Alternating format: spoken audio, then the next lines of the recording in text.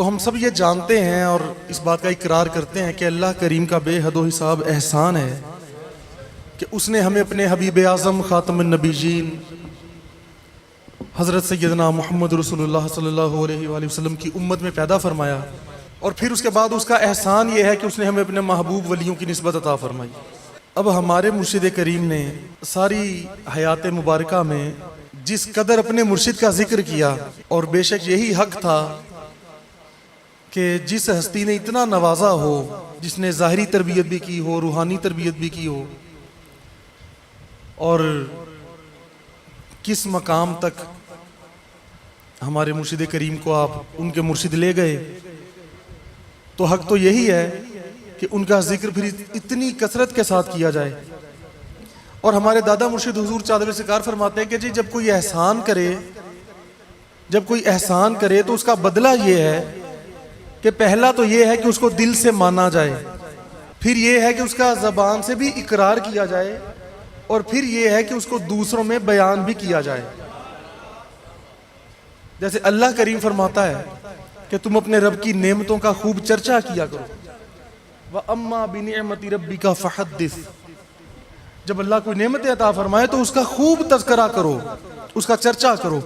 تو پھر اللہ جب ایسی ہستی ملا دے جس کے صدقے سے کوئی لاکھوں کروڑوں اربوں نعمتیں حاصل ہو جائیں، تو اس کا چرچا کرنا کتنا ضروری ہے۔ کوئی نعمت ملے تو اس کا چرچا کرو، تو جس کے صدقے سے لاکھوں نعمتیں ملیں اس کا تبصرہ اور تذکرہ کرنا کتنا ضروری ہے۔ اللہ والوں کی جو خصوصیات ہوتی ہیں، اب کئی پوچھتے ہیں نا کہ جی نشانی کیا ہے، یہ میں صرف ایک ضمناً بات عرض کر رہا ہوں کہ جی کیا نشانی ہے اللہ والوں کی؟ کیا ان کا کوئی ہم حلیہ دیکھیں کہ ان کا گیٹ اپ کیا ہوگا، داڑھی ہوگی یا نہیں، یا ماما یا ٹوپی پہنا ہوگا یا نہیں، یا کیسا لباس ہوگا، یا کس طرح کی باتیں کرتے ہوں گے